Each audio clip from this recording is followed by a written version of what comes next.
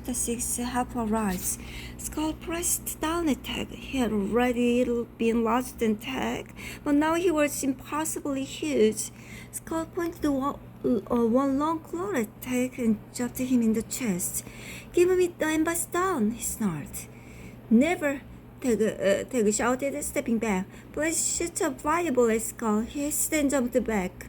The shadow circled his friends, trapping them again inside the dark clouds. What are we going to do, Tag? Skull responded. Tag held his Skull's paw with one wing and his sack tightly with the other. Ta-da! Ta-da! A horn sounded outside the cave. The owls of Valar are here, Tag cried. Tag heard Maximus shouting orders outside the cave. You can't fight all of us, Tag told Skull bravely. But then Maximus' voice got quieter. Skull smiled. They can't have you if they don't know you are here, he said. Tag's stomach dropped. The shadow wasn't only trapping the three of them, it was also hiding them from Maximus and the Owls of Valar. They glanced around. There was no way out of the cave. The ember stone glowed blue inside the sack. If only Blaze could use the stone's magic, and he remembered the ember stone had the power to create its portals. He glanced out at the Blaze and nodded toward the sack. Blaze looked confused for a moment. Portal? Tag whispered. Blaze's eyes lit up and she gave a Tag small nod. Okay, Tag shouted to Skull. I give up. I'll give you the ember stone if you let me and my friends go.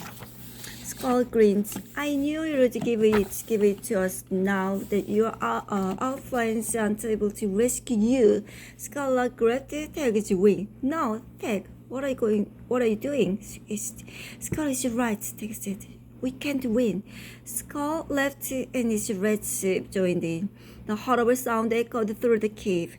Not so brave now, are you? Skull said. Skull growled and shot an acorn at Skull's head with a slingshot. He howled as he rubbed his head. Trust me, Tag whispered to Skull. Tag grabbed his friend's paw with one wing. With the other, he pulled the ember stone from his sack and began to hand it to Skull.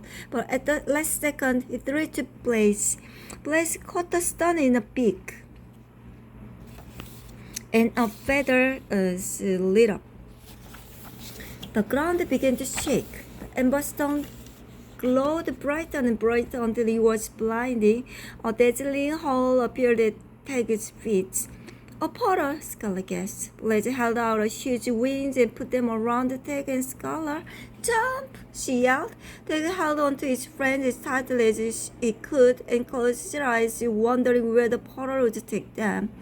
Then the three of them jumped into the portal, leaving Skull and the shadow behind. Chapter 7 Darkness in the Stone. Tag, Skull, and Blaze landed on right dirt. The portal closed behind them immediately. Tag looked around, but all he could see was darkness. Are you still inside that shadow's cloud? He wondered. Blaze lit up our feathers and Tag gasped. He recognized the twisting tree roots and the damp smell in the air. We escaped the Skull and the shadow. We are back on the land, Skull said. My magic must have taken us to the last place we visited, Blaze said. Tag shuddered. The Underland was not a place he wanted to be, but then he realized. We can find the bard, he cried. Skull grinned. Blaze, do you think we can open a portal again to get us out of here? Tag asked. Blaze nodded. I think so, with the help of the ember stone. She passed the stone over to Tag for him to put it in his sack. Tag took the stone, but something was wrong.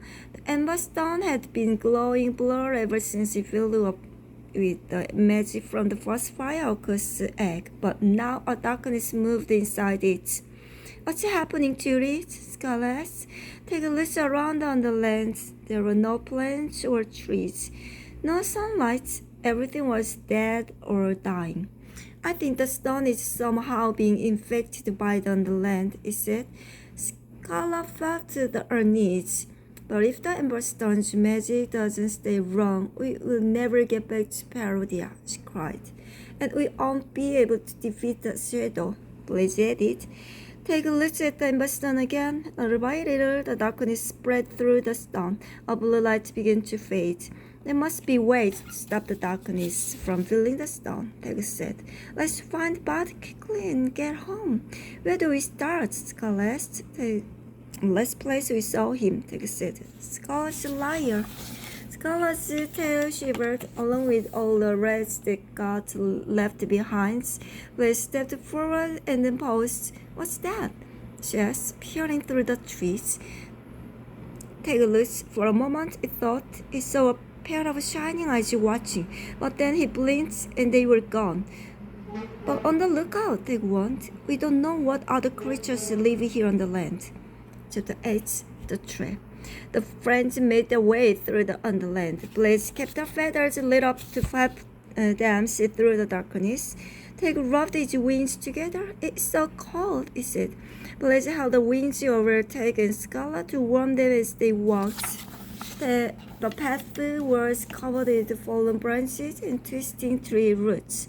Do you think Bud is okay? Scarlet asked quietly. Bud is strong, Tig said. If anyone can survive here, it's him. Blaze stopped walking. Do you hear that? She asked. Tig listened. The wind blew through the branches and dead leaves, making a rustling sound.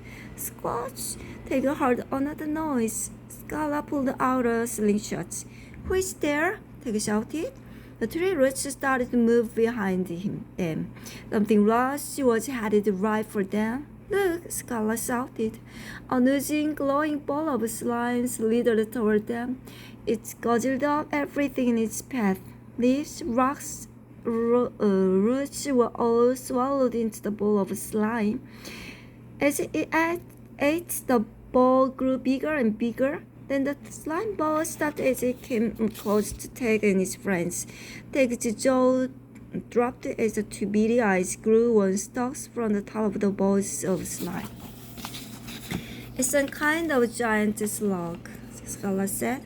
The slug lifted its head and opened its wide mouth. The creature sent a smile at them, then showed them rows upon rows of tiny sharp teeth.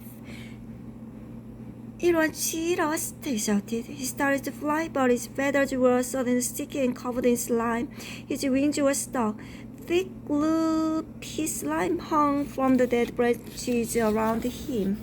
Look out! Tig called to Blaze and Scarlet, but it was too late. They were stuck too. Scarlet wiggled to get free. But the more she moved, slimier she became. It's so sticky, she moaned. Suddenly, Blaze stopped trying to break free. Oh no, she cried. The giant slug had caught up with them. It slid slowly toward the friends, leaving an icky slime trail behind it. I think we are in its trap, Blaze said. Can you see your firepower to free us? Scarlet asked. Blaze lit up her feathers, being careful not to burn Tig or Scarlet. She shot a fireball right at Slug. It gulped down the fireball, then let out a smoky pop. I think it'll light the fireball, Scarlet cried. The slug moved closer and closer, baring its sharp teeth. Tig tried to pull out its dagger, but its wings were stuck in the slimy goo. It's going to swallow us up, Scarlet shouted.